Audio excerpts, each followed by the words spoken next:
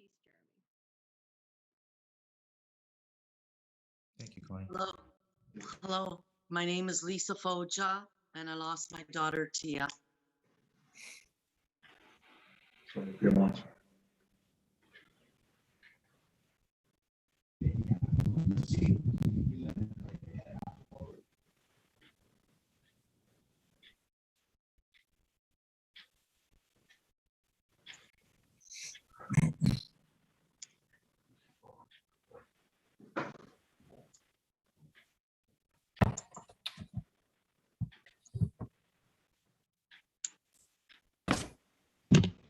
Hi, my name is Nikki, and I lost my cousin Jade.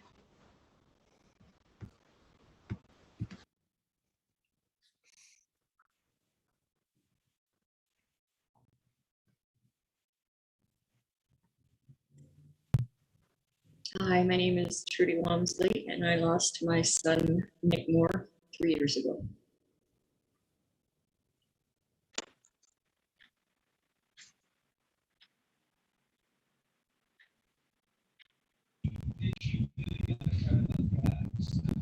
Hello, my name is Liana, and I lost my son at the age of 30 on May 25th. I miss me. His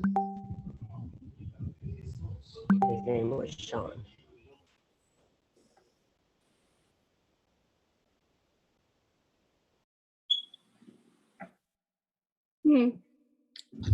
Hello?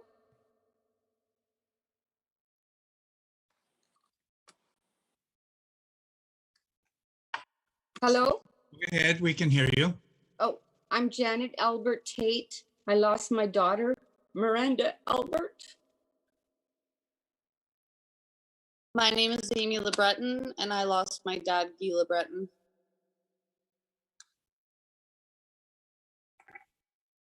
And who's the second last? Mhm.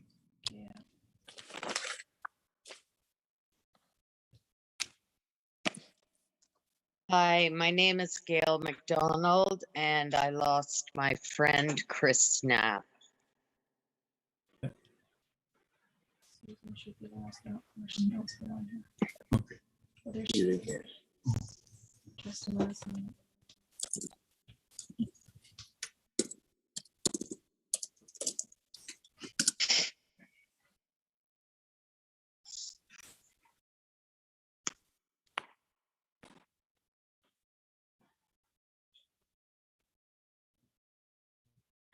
We're not gonna wait? She's not on the meeting. Okay, She is, but she's not on the meeting. okay, I'm gonna go.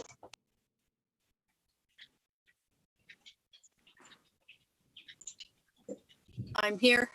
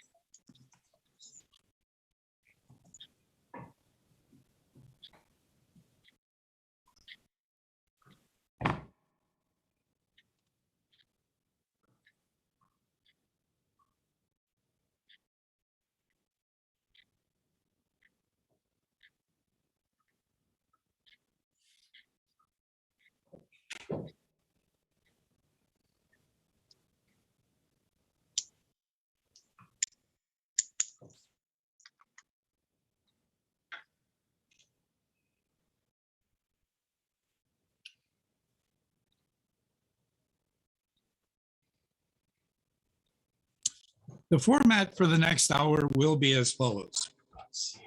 Our questions were developed by chat members and also submitted by members of the public.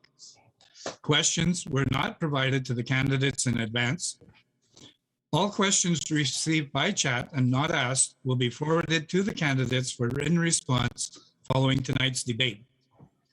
Candidates will each be given 2 minutes to introduce themselves to our viewers.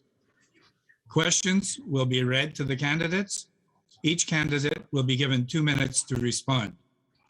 Candidates will be permitted 2 minutes to rebut any of tonight's responses or take the time to make a closing statement. So let's meet the candidates. In alphabetical order, for the People's Party of Canada, Casper Makowski. Casper, go ahead. So hi, my name is Casper Makowski. I'm the PPC Canada Sault Ste. Marie. First of all, I appreciate having the opportunity to participate in this discussion, as the topics really hit home for me on many levels. People in my life, people that I've lost, motivate me not only to be careful how I manage my own life, but how my life impacts the life of others and essentially how I influence others. The PPC has 4 fundamental values that are essential to how we manage our own individual lives, the lives of our families, our communities, and ultimately our country. Values are individual responsibility, respect, fairness, and above all else, freedom. So these values are the foundation of our legal and political system, but they're also integral to managing a functional relationship between the government and its citizens. But in the same sense and in the same way, they are vital to how we manage ourselves, how we manage our personal lives, and how we interact and relate with family and society. Everyone, regardless of position or situation, struggle with aspects of life. So we depend on our families and our friends and our community to make sense of it all. When we start to lose sight of our values, we start losing sense in ourselves. Our current administration has put in place these policies that simply don't align with these values. They essentially disempower and distrust the citizen. They are literally putting citizens against each other, creating an environment that's not supportive of each other. So at the PPC, we put our Constitution and these values that I speak of front and center. We make decisions based on everything from there, and it's not easy, but it is simple. So I say that the decisions that we agree to by casting our ballot in this election decides what kind of precedent we set for ourselves and our children, and the challenges to come one day at a time. Thank you. 2 minutes. Thank you, Casper. For the New Democratic Party, Marie Morenstrom. Good evening, everybody. Hi there. I'd like to start by acknowledging that the land I'm speaking to you from is part of the Robinson-Huron Treaty Territory and is the traditional territory of the Anishinaabe. I would also like to acknowledge and thank the people of Garden River, Batchewana, and the other First Nation, Inuit, and Métis people who live on these lands today for their continued stewardship of the land. Thanks to everybody for coming out today and participating in this and the democratic process. Thank you to Chat for hosting this forum, and to all the counselors, nurses, social workers, and people who are running fantastic grassroots organizations out there on the front lines every day, trying to help people who suffer from substance use disorders. My name is Marie Morenstrom, and I am proud to be the new Democratic candidate for Sault Ste. Marie. I think we've all had a pretty difficult 18 months, but there are many people out there across Sault Ste. Marie that have had it far worse for much longer. I can't imagine here from, my home here and my place of privilege in this world, what life has been like for people across the district who did not have a home to shelter in during the stay-at-home order. It's little wonder that things like domestic violence, drug use, and abuse have been rising steadily. I will be the first to admit that I do not have all the answers, but I think that the NDP has the best and most comprehensive platform that will help the most people across the country. We will tax the ultra rich and the big corporations and use that money to make life better and more affordable for Canadians. We will make life more affordable by investing in healthcare, investing in affordable housing, investing in pharmacare and in childcare. Many of us did not want. Your time has expired. Thank you very much. For the Liberal Party of Canada, Terry Sheehan. He's muted.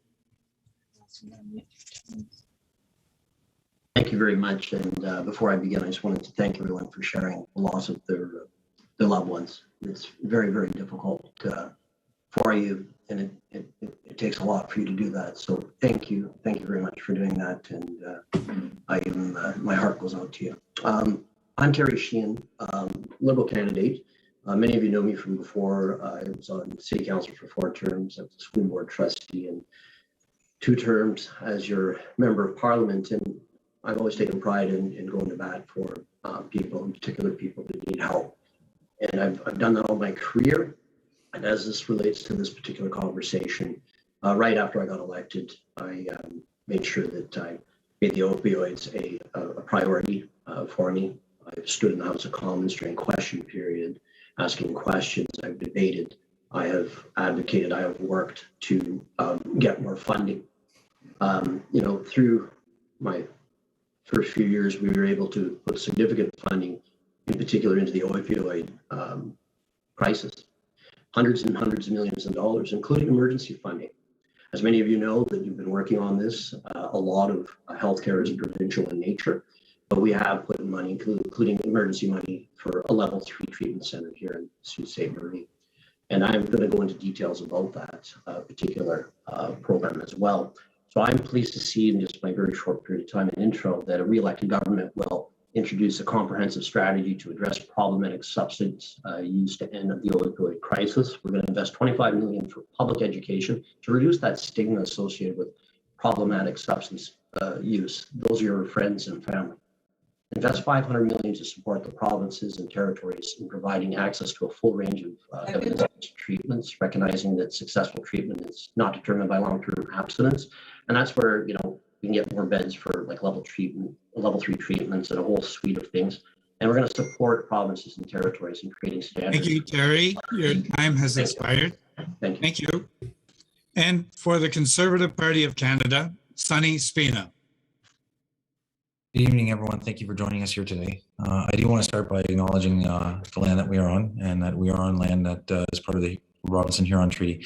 And I'd like to recognize the people of Garden River and Batchewana First Nations and the Métis Nation. And I would like to acknowledge all of their customs, protocols, and traditions. And thank you for allowing us to be here today. And thank you to Chat and SooToday. I know that events like this are not easy. They're not easy to pull off, especially now.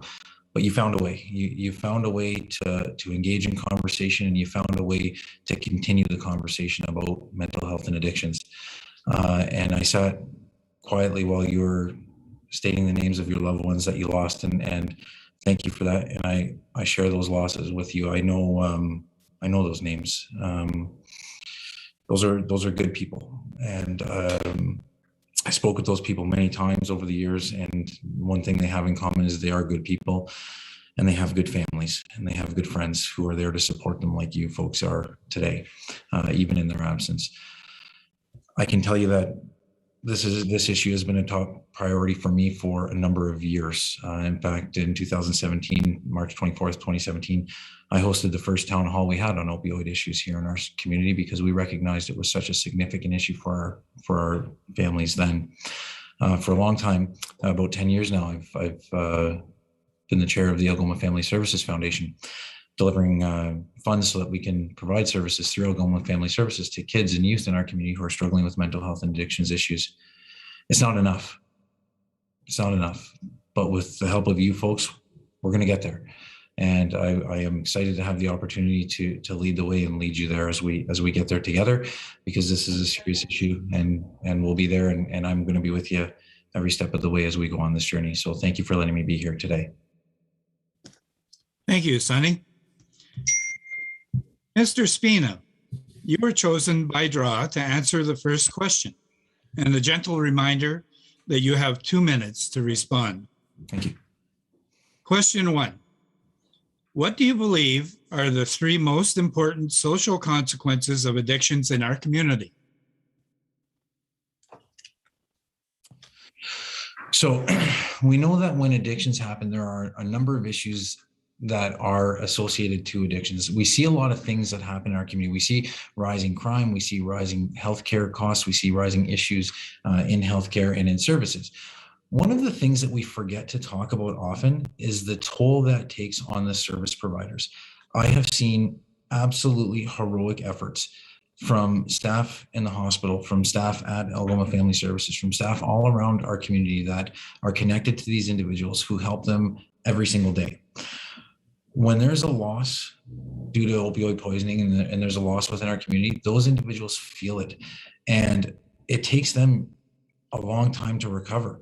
And while they're doing that, they can't provide services that we need to other individuals. So we often talk about all these other issues that are going on in our community, but in reality, we're forgetting that our service providers are absolutely providing Herculean efforts to support these individuals. I see some of them on the call here today, and it's lost on us that the toll that it takes on those individuals.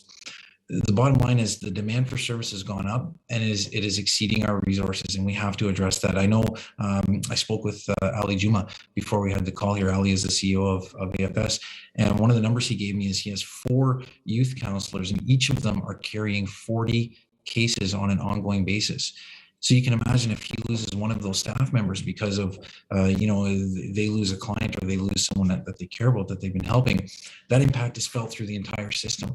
And we're leaving people without the resource network that we need. So the bottom line is we have to increase services. We have to get to those folks, and we have to support the people who are out there, like the people on this call today, who are providing those services. Otherwise, we're not going to be able to come to a great outcome for anybody here. Thank you, candidate Spina. Next, Marie Morin-Strom. So I think that what we often don't think about are the effects on families and especially on children. In my role with school board, I worked with students who had special education needs, and the reality, special education needs and who needed support and services because they were struggling with family situations. And the reality for many of those students are they have no control over this. Children are struggling because they have family members who struggle with substance use disorders, and they end up in care. That is very traumatic for those students and those children, for those families. We also have children who are born addicted to substances. This has long-term effects on their brains, their development, their learning, and effects that are felt basically for the rest of their lives for many of these children who grow up to become adults, who then are at risk themselves of developing substance use disorders. So I think that putting programs in place, supports in place to not only support people who have substance use disorders, but also to support families and to support children for that preventative piece, so that we can put in place comprehensive education programs and comprehensive support programs for everybody who is affected by the disorder. Thank you, candidate Morin-Strom. And next up, candidate Sheehan.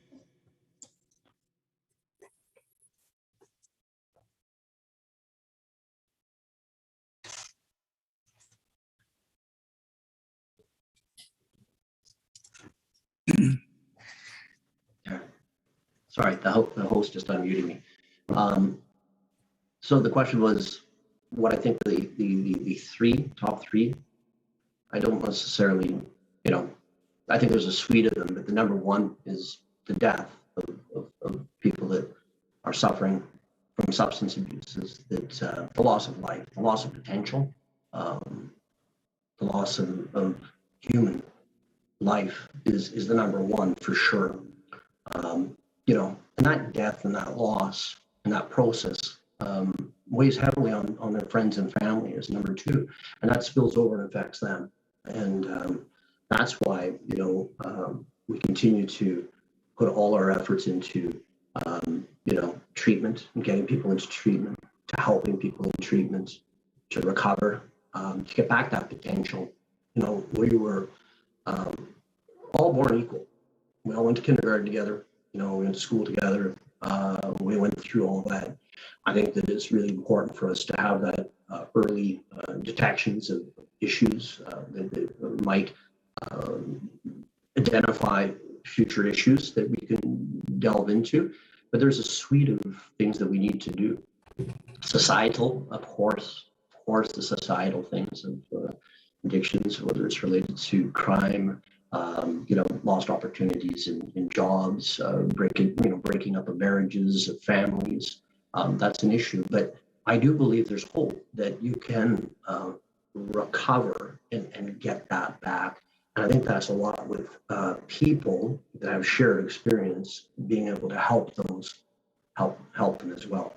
But we do need a suite of services available. And that's some of the stuff that I have worked on, including the harm reduction hub that we funded through the Sault Ste. Marie Canadian Mental Health Association for almost $700,000. That's bringing together service providers to work. Thank you, Candidate Sheehan. Your time has expired. Thank you. And Candidate Mikowski, go ahead, please. So I can only comment on particular personal experience, but the three that are interrelated in my opinion is the relationship with family, the relationship with society, and most importantly, the relationship with themselves. When an individual is stuck in a place where they feel that life is a bit hopeless, that they get caught in a particular situation where family will want to do everything that they possibly can to support this individual, and this individual sometimes does not appreciate that support because they are not in the right mind frame. They don't have faith in themselves. They don't have faith in their ability to navigate their way through society, and they don't feel what I would say love, due to the fact of they're just simply disappointed with their own behaviors. So I feel that it's super important to establish a support system where that individual can see the success of other people that have suffered and that had gone through the same things that they go through, to show them that there is a way to bounce back. And I think that family and community is really vital to that type of support. To me, like I said, I've lost friends in the past, and it was always a matter of self-confidence and self-responsibility. As soon as there was some sort of faith that they were able to get and solve their own problem on their own, that's when the momentum started to rise. And essentially you have to be victorious one day at a time. And then that will create momentum. So I think that the three, like I mentioned before, would be the relationship with themselves, the relationship with their family, and the relationship with their community. Thank you. Thank you. Thank you, Candidate Mikowski. And question 2 has a bit of a preamble to it, so I will read that. More than 21,000 people died of drug overdoses in Canada between 2016 and 2020. In Ontario, 6 people per day died at the start of the pandemic. Emergency room visits and deaths from opioids increased 60% in 2020 compared to 2019. Currently, federal, provincial, and municipal governments hold different responsibilities. This often results in a lack of action and time wasted while lives are being lost. Here is the question. What comprehensive plan do you have to ensure cooperation between all levels of government that will result in treatment options in our community. Candidate Morenstrom, you will be first on this, please. So the NDP plan is to start by declaring a public health emergency nationally. Some of the provinces have already done this.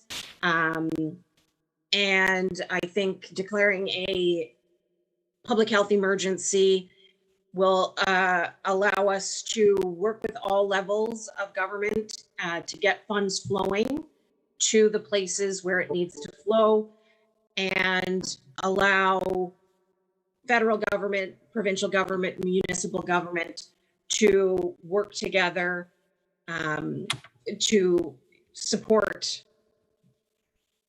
what needs to be done on the ground. I absolutely agree. The biggest issue that we often have is obstructionism, right? One level, a municipal government wants to get something done, but it's being prevented by a lack of fund from provincial government or from the federal government or vice versa.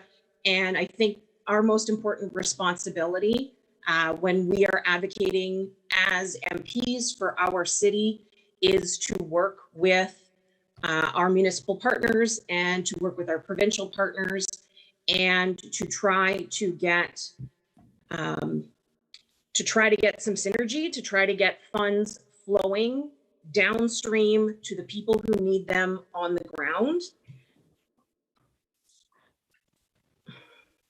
So that would be my plan, is to work as hard as I can and fight as hard as I can to get as much cooperation between the three levels of government and get the money flowing.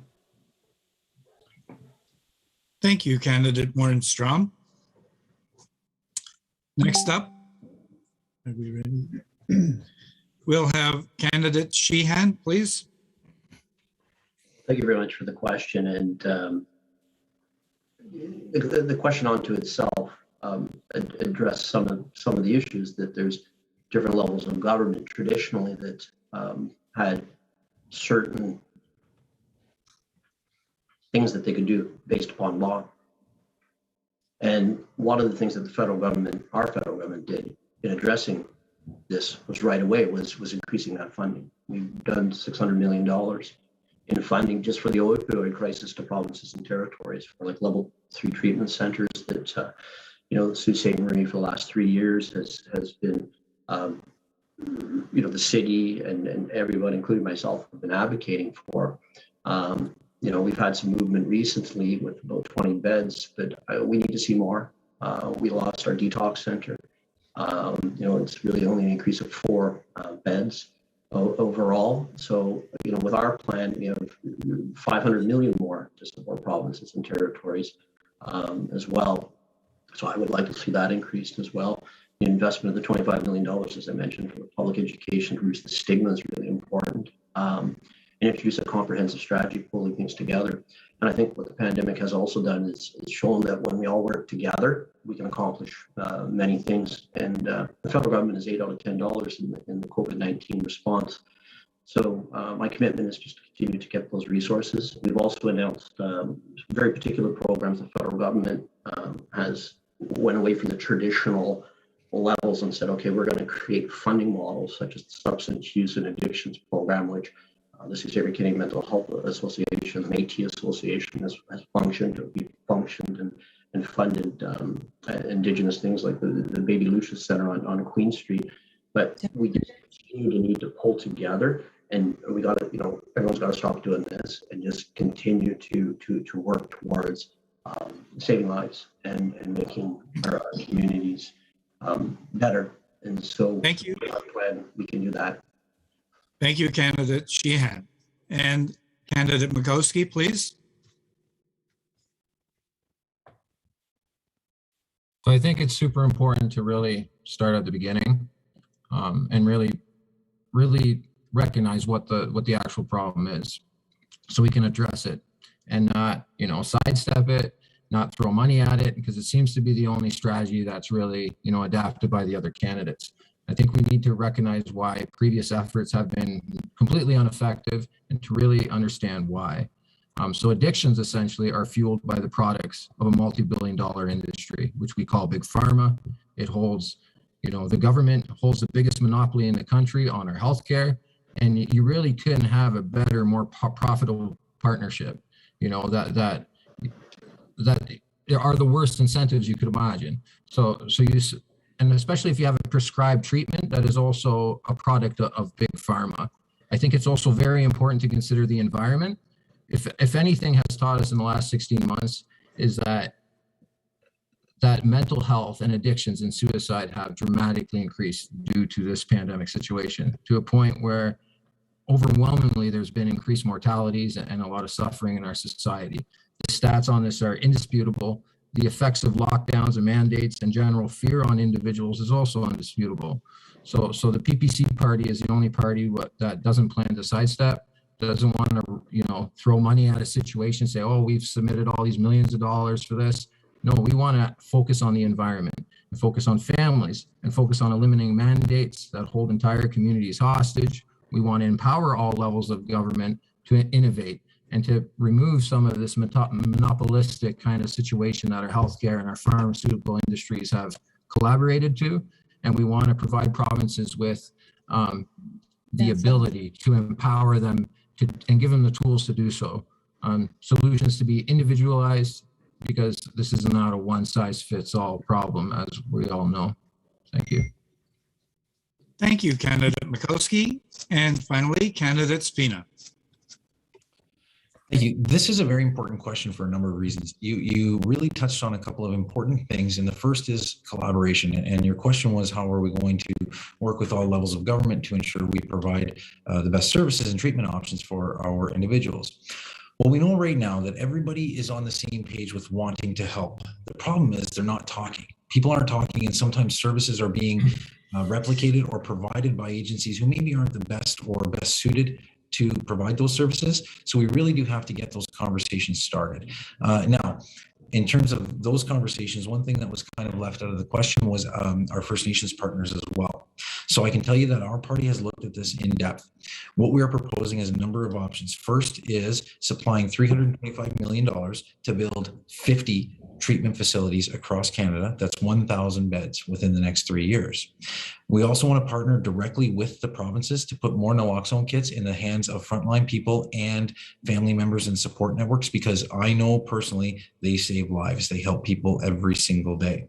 The next thing we want to do is reorient the controlled drugs and substances strategies and reorient them towards recovery rather than prosecution.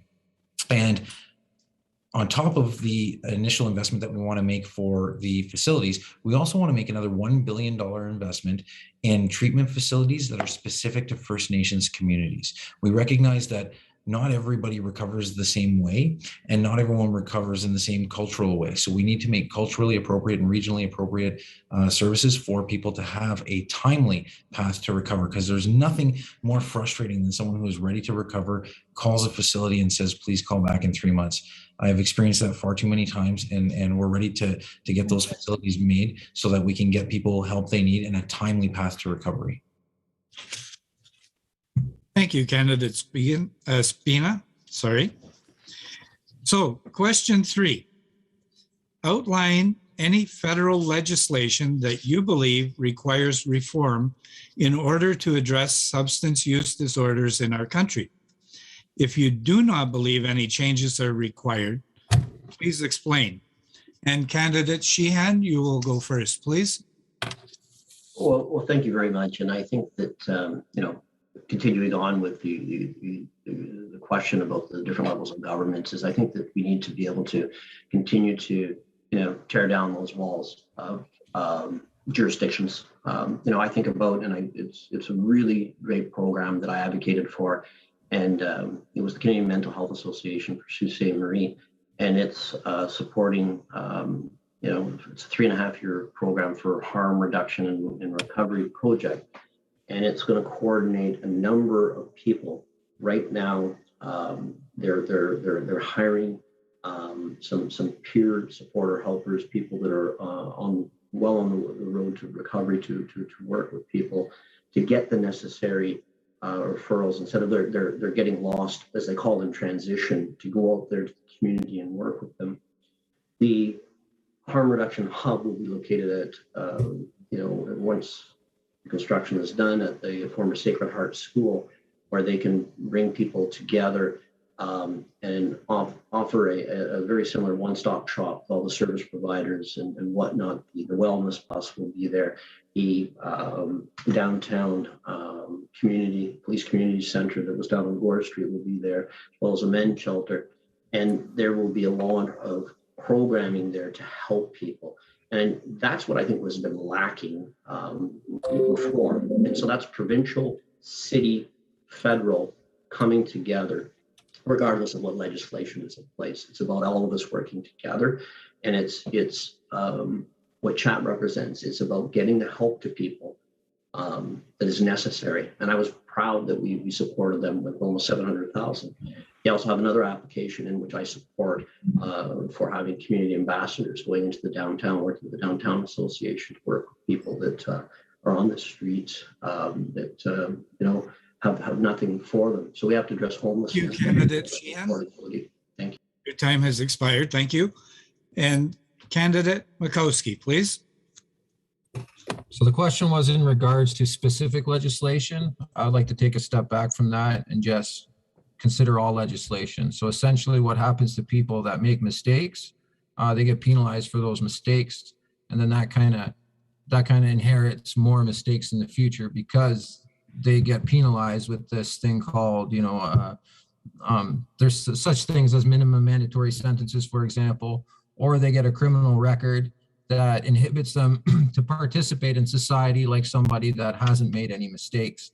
So essentially, I think it's very important to give individuals the ability to make a mistake, especially, in their youth growing up. They should be able to make a few mistakes before that's penalized on their whole entire experience of integrating with society. So in the event they get caught with particular substances, to provide them with the ability to go through the system and essentially make amends and not carry the stigma of a criminal record with them that inhibits their ability to apply for particular jobs, maybe go across the border, since that's pretty important, or used to be important here in Sault Ste. Marie. So I'd really like to see there being a little more leeway for offenders that make mistakes. And I think that would be the first and foremost thing to really focus on. Thank you. Thank you, Candidate Makowski. Candidate Spina. Thank you. So one of the first things we have to do as a society when we look at this is stop looking at people who struggle with addictions as criminals because of their addiction. This is a healthcare matter, plain and simple. Do people who struggle from addictions sometimes commit criminal offenses? Yes, we know they do. And we know that they can be held accountable, and they are held accountable for those offenses if and when they occur. So one of the best things we can do is not treat a person who is addicted as a criminal, but stem the flow of illegal narcotics and illicit materials coming into our communities. Deal with those individuals with law enforcement. And when we do find ourselves in the unfortunate situation of dealing with someone who is addicted and has committed a criminal offense, we have to then look at the sentencing aspect at court. So when we look at specific legislation, what we need is to have that sentencing include a path to recovery. So certainly there are other victims of crime, and if someone who is addicted to something commits an offense, there are rights that the other person has as a victim that we have to uphold as well. So the best thing we can do for the person who committed the offense and is addicted is actually find them a timely path to recovery and include that in the legislation as a sentencing option for individuals who are ready to find that timely path to recovery. It's a very important thing, because the first thing we have to do is break down that stigma and stop talking about people who are addicted as criminals just because they struggle with an addiction.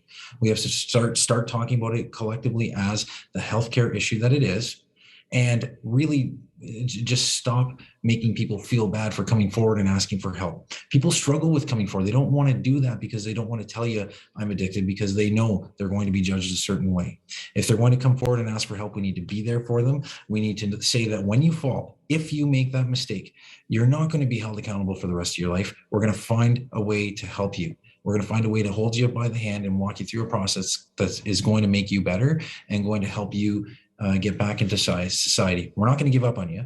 We're going to treat it as a healthcare matter it is, and we're going to go through it with you together. Thank you, candidate Spina. And finally, candidate Morenstrom. I suppose I'm a little bit surprised that I agree with both Casper and Sunny that we definitely need to focus on decriminalization. The NDP platform includes decriminalization of substances, illicit substances, so that people who suffer from substance use disorder are not criminals.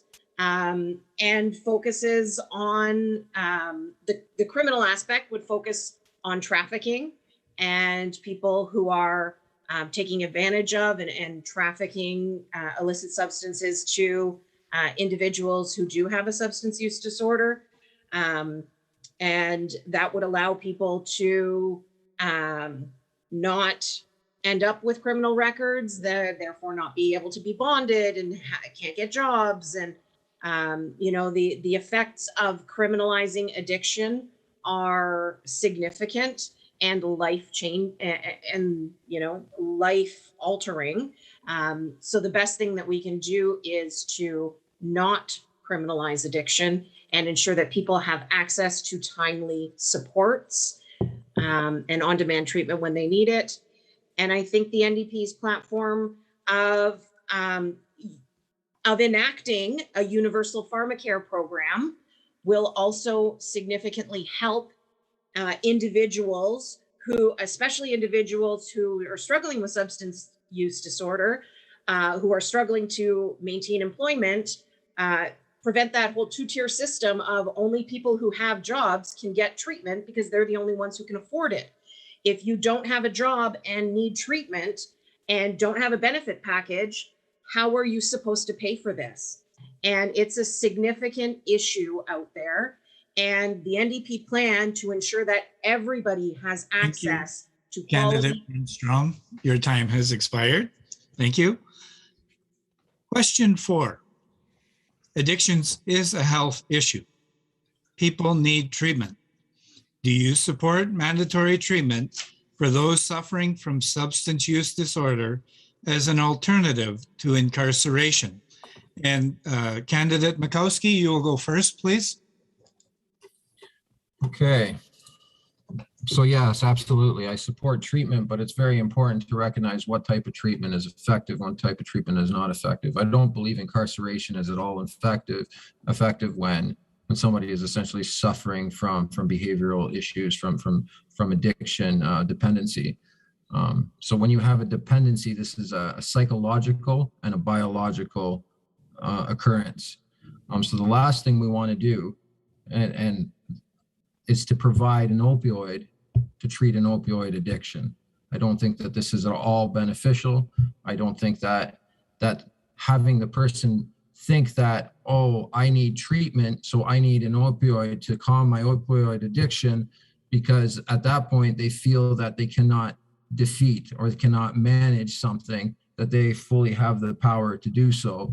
I believe that there are much better sources of inspiration than an opioid prescribed by a pharmaceutical company. Like I said, the pharmaceutical companies are the ones responsible for producing the very addiction that is happening. So of course, it's very convenient that they are also producing the cure. So I don't believe that is the best and most efficient method. I feel that the most efficient method, addiction is not strange to us.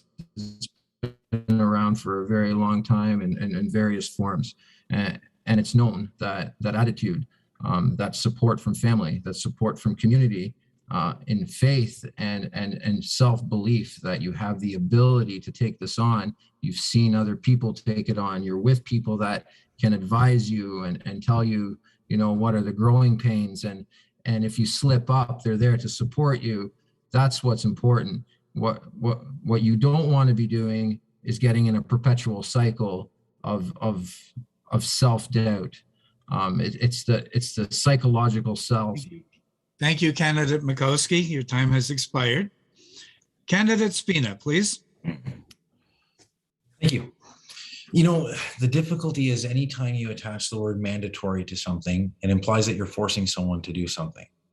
And I think as I'm scrolling through the folks who are on this call here, I think each of you know if someone struggles with addictions, you can't simply force them to go into treatment. They have to be ready, willing, and able to do it themselves.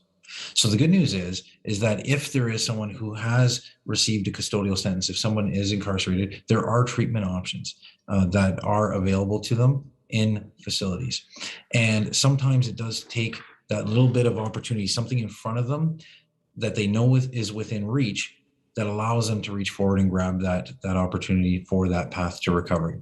The best we can do as support networks for individuals who struggle with addictions is provide them that path, provide them the pathway, and constantly tell them. We all know that oftentimes people do not hear or listen on the first time that we tell them, but it doesn't mean we quit. I have seen so many absolute champions in our community that have said, you know, I've told my loved one 15 times and I'll tell them 100 more. It doesn't matter. I'll keep being there for them. That is the best thing we can do. Forcing someone to do something they're not quite ready to do may not end in the results that we're looking for, but being there for them every single day and being there for them when they turn to us, when they are ready for that path, and being able to walk them on that path, that timely path to recovery, is the best way that we can do that moving forward.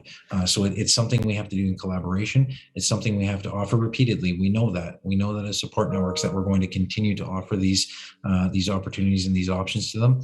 And it's something that I know the people in our community are ready, willing, and able to do. I know that the people who work in the counselors, the nurses, and the family members of people who struggle are just absolutely championing this every single day. Where they get stopped is there's just not availability for them. So we have to increase. Thank you, candidate Spina. Candidate Morin Strong. What happened? Okay, sorry, the whole muting button thing was. So this is an interesting question and one I very much struggle with.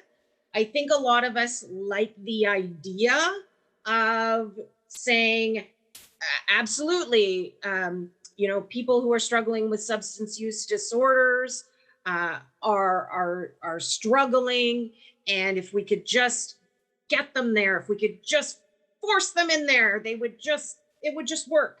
But that's certainly not always the case. Forced treatment, there are some studies out there that say it can be counterproductive. The trauma of forcing people into treatment settings can result in relapse later. And then we also have to be very aware of some of the downstream effects. Let's think of for our Indigenous communities, the idea of forcing Indigenous people into something like a residential treatment facility that is not culturally sensitive can reenact that trauma of, you know, the residential school systems. It's an idea that is interesting, and I know it's popular, but I'm not sure that it isn't counterproductive to have it be forced. I think we need that option to be available. We need diversion programs. We need to ensure that anybody who is being incarcerated for drug offenses, not that we should be incarcerating people for drug offenses,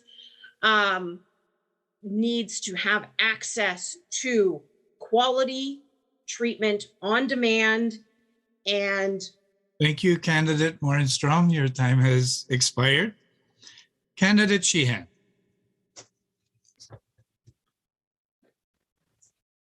Thank you. Yeah, our platform does speak to this very situation, and you know, it's to support the many lower risk and first-time offenders by reforming the criminal code, and you know, requiring the police and Crown prosecutors to consider diverting individuals out of the criminal justice system.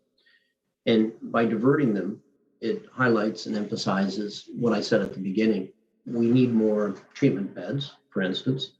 You know, the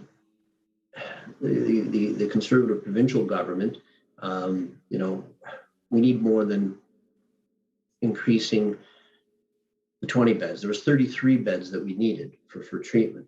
And we know that there has to be a willingness, of course, but the lower risk and first time offenders, it's important to get to them right away, you know, not to exacerbate it, but to get to it at that particular time. Diverting them into programs as well is important. And that's why, again, that program that I talked about having, you know, staff who have lived experience with addictions, being able to help people, not somebody that's just anyone, but these people that have experiences, lived experiences, and are on the road to recovery, to be able to work with people. That's important. But that is very, very important that we do. So we have to have a multitude of things available to be diverted to.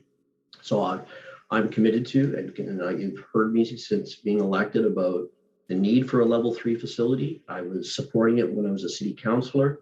I support it now, and we need you know, a full one. You know, the capital requirements were about $10 to $12 million. We need the ongoing funding as well. So we have in our platform to do that. Thank you, candidate. Lower risk and first-time offenders, but we need. Thank you. Your time expired. And our final question before the final comments is, if you are elected and your party does not form the government, how will you be an effective voice for Sault Ste. Marie? Candidate Spina, would you like to go first, please? Absolutely. Thank you. This is a great question. And the reason it's a great question is because I've been doing that my entire life. I've done that for the people of Sault Ste. Marie in every step I've taken my entire career and in every day in my volunteer life. I mean, one of the first things I did in 2019, after we ran a federal election in 2019, is I recognized and heard from individuals in our community that healthcare was a big issue for them. The first thing I did was go out and join the board for the Sierra Hospital Foundation so I could have a direct impact on that. So for me, every day is about service to our community here. I've grown up here, I live here, and my family's here. I'm invested in this community, and I'm invested in the people that are here. There is no monopoly on a good idea, and there's no monopoly on working together. It doesn't matter what party you work for. It doesn't matter what party you represent. It doesn't matter where you came from in our community. Addictions issues face us all equally, and we need to address them collectively together. There is no party lines. There are no party barriers when it comes to issues like this. It is just simply people working together to find a solution that is best for not only our community, but our country, our First Nations partners, and everyone coast to coast. That is the simplest thing that I can say. I have worked tirelessly every single day of my life on that exact model, and I intend to continue doing that as your elected member on September 20th with your support, of course, and just continuing to support the people of Sault Ste. Marie. Again, it doesn't matter what the party lines are. We're here. We're all here for the same reason. Everyone's on this call for the same reason. We all have loved ones. We all have family members. We all have friends who have struggled, and it's time to just work together and find a solution for this. Thank you, Candidate Spina. Candidate Morin Strom, please.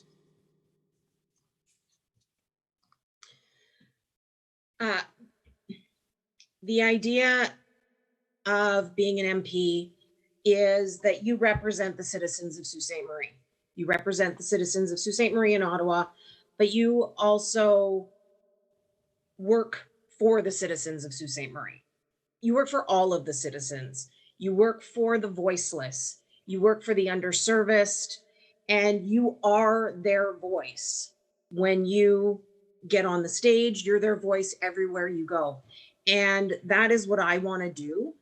I have spent the last 20 years of my career working with children. Often children do not have a voice to speak for themselves, and it is what I do best. Advocating for people who need help is what I do every day. It is what I want to continue to do every day. I want to work in my constituency office. I want to answer the phones. I want to talk to the people who need help, and I want to get them help. I want to find out how best to do that. I want to work with every single one of you. I want to work with everybody in the city, and I want to work with every level of government, regardless of party affiliation. That part doesn't matter to me. What matters to me is getting a voice to the people who can't speak for themselves and making sure that their needs are heard. And that is what I've always done and what I plan to continue to do. Thank you, Candidate Morenstrom. Candidate Sheehan. Thank you for the question. And first of all, the Liberal Party is surging, and we're going to form the government, and I plan on being a part of it. To answer your question, I have a history of being able to work with people from all political stripes. My private members bill on precarious workers and getting support for them and working with them. Well, private members bills usually do not pass in Parliament. They just don't. Not only did my precarious workers, private members bill pass, but it received unanimous support in Parliament from all parties, from the Conservatives, from the NDP, from the Bloc, from the Greens. And it just shows how I have the ability to reach across aisles and get the job done for people that need the help. I learned that for 24 years of experience as a school board trustee and a city councillor, working with all sorts, hundreds and hundreds of different people from all different political parties and non-affiliated people. A lot of people aren't affiliated. It's just about helping people and supporting people. If you have the right heart and you have the right motive, you can get it done. You just need the work ethic. The energy and the experience that I have will continue to help me help the people of Sault Ste. Marie and deliver the results that they need. Thank you. Thank you, Candidate Sheehan. And Candidate Makowski, please. So I think it's important to be an individual in a community. We make up a great community here, but what makes a good community is good community members, to be kind, to be patient, to be a light instead of being a judge, and to be connected to people on the problem. I feel it's important to be intimately connected to all problems if you want to solve them and develop solutions to address it. I, for one, like I mentioned, I have some experience. I've lost some friends in my youth, and I still have people close to me struggling with addiction and to alcohol, pharmaceutical drugs such as fentanyl and other synthetic opioids. And I don't have the answer. They're still struggling, and I like to think I have the answers and to talk to them and to tell them about mindset and to tell them how they can change their life if they only decide to change their life, but they continue to make hard choices that are heartbreaking. And as Sonny Spina said, you got to wait it out. You got to wait till they come to you. You don't give up on them, even though sometimes it's hard. Sometimes it's really hard.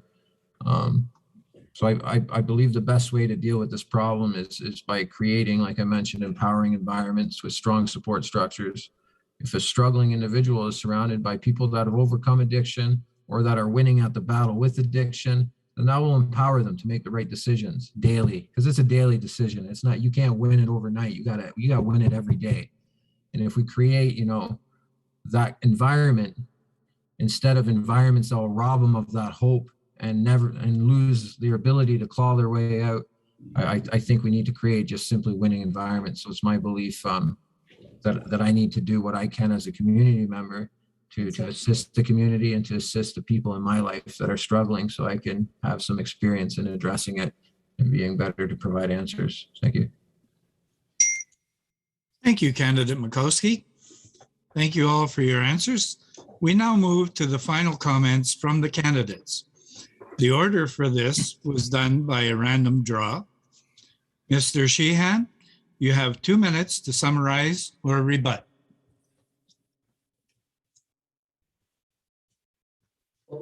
Thank you very much. And I want to thank Chat for their advocacy and what their mandate is on helping people get the treatment and help that they deserve and your advocacy. I've had opportunities to speak with you during the pandemic, and I know that we can continue to work together and get those results that people deserve that I spoke about. We have a tremendous amount of resources that we put in place.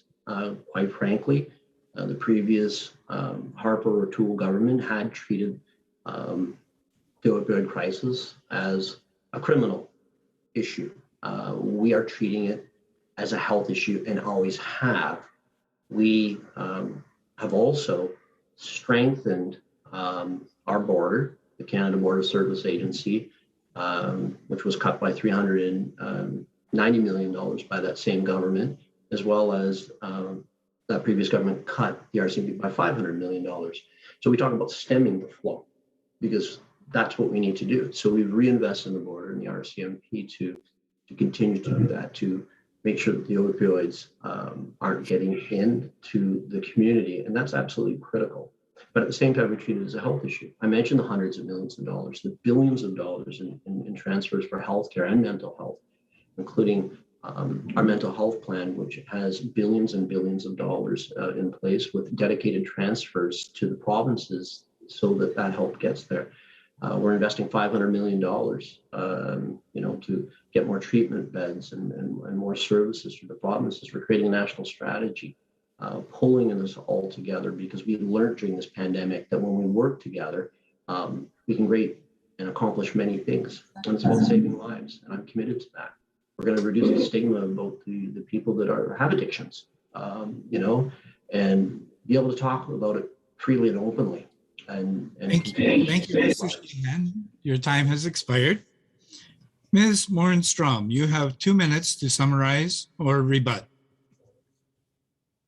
Thank you very much. Many of us didn't want this election.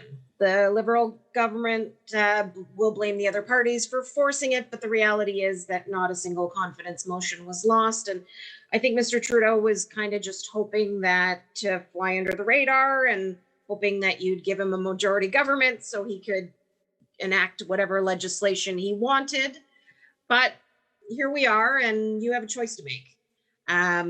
We have a Liberal leader who loves to say the right things and to promise to address issues that matter to Canadians, but has no intention of delivering on it.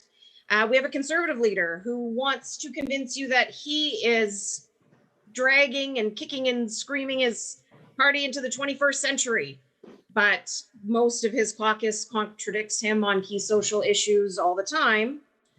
After 6 years of broken Liberal promises and 10 years of Conservative cuts before that, I think Canadians are ready for someone who is real, who doesn't answer to the powerful, and is ready to fight for all of the people of Canada. Are you ready for better? I am. I think better is a universal healthcare system that includes mental health care and dental care and pharmacare. I think better is affordable housing and a reduction in poverty. Better is clean air and clean water for everyone, regardless of where you live. If you want a different result, you have to make a different choice. I am a different choice. I want nothing more than to work and advocate for the citizens of Sault Ste. Marie, especially those citizens who struggle and who do not have the ability to advocate for themselves. 10 seconds. Thank you. Thank you, candidate Morenstrom. Mr. Spina, you have 2 minutes to summarize or rebut. Thank you. 17 is the number, folks. 17 people a day that we're losing since the start of this pandemic due to addictions across Canada. 17 every day. We know that right now we're in a spot where we have to do something to help individuals. 20 years ago, I got into policing for one reason, and it was to help people. And I did that to the best of my abilities for 20 years. And after 20 years, I found that I reached the limit of how I could help people. And that's why I'm here today. Because what we're doing, what our current government is doing, isn't working. It's not helping people. We are seeing numbers rise every single day. We're seeing loved ones lost every single day. And folks, I'm here to make a change. I'm here to address that. That's the exact reason I left policing, is because I reached a limit of being able to help people in my capacity there, in my role there. I'm here today running for this position because I know that we can do better. I know that we can help our individuals. And I know that Aaron O'Toole's plan to invest directly in healthcare and directly into mental health and addiction services across our country is going to change and save lives. Allowing people a timely path to recovery is what we need. When they're ready to receive it, they need to have the ability to get it. Folks, I have as much hope as every single one of you on this call because I've been out there. I've seen the absolutely heroic efforts of the nurses, of the counselors, of the people who walk the alleyways downtown near where I am right now, walking downtown, looking for clients, looking for loved ones, just so they can make sure that they're okay and see if there is any need that they can fulfill. We need a government that will support those individuals and help them move forward and help our people who are struggling find that path to recovery. I'm here because I know how to help people find that path to recovery, and I know that Aaron O'Toole's plan is the right. Thank you, candidate Spina. Mr. Mikowski, you have 2 minutes to summarize or rebut. So first off, I'd like to thank Chat for allowing me and including me in this discussion. For me, it's important to really participate in discussions, to entice and cultivate good ideas, to bounce different ideas among different types of perspectives. For me, diversity of opinion and perspective is very important. I feel that some of that is limited today, so I do appreciate the opportunity. It was very refreshing to hear some thoughts and not as refreshing to hear others, but some were refreshing, absolutely, in regards to how to help people. Because that's why we're here today. We're not here to upsell our party. We're not here to pander to votes. We're really here to discuss a particular issue and how parties view that issue and view the solutions to that issue. People might have different ideas of how to address problems, but to address them in a calm, collected, and articulate manner is important. To make an emergency out of a situation is not necessarily the best way to deal with the situation due to the fact that you make bad decisions under duress. This pandemic is one of those events that when we identify something as an emergency, we kind of lose our ability to common sense and to reason through problems. So I feel that starting at the beginning, identifying what the problem is, identifying the people that have caused the problem, making people accountable, and then developing steps and solutions that are accountable to deal with those issues. So thank you for allowing me to participate in this discussion. And yeah, that's it. Thanks. Thank you, candidate Mikowski. That is the end of our chat presentation with local candidates. Chat would like to thank the candidates for taking the time to participate in tonight's forum. We wish each of you the best on September 20th. We will be expecting results from the successful candidate. To our members and members of the public, thank you for your attendance and support of Chat's mission. We ask that you take the time to vote. Your voice needs to be heard. Good night. Good night. Thank you very much.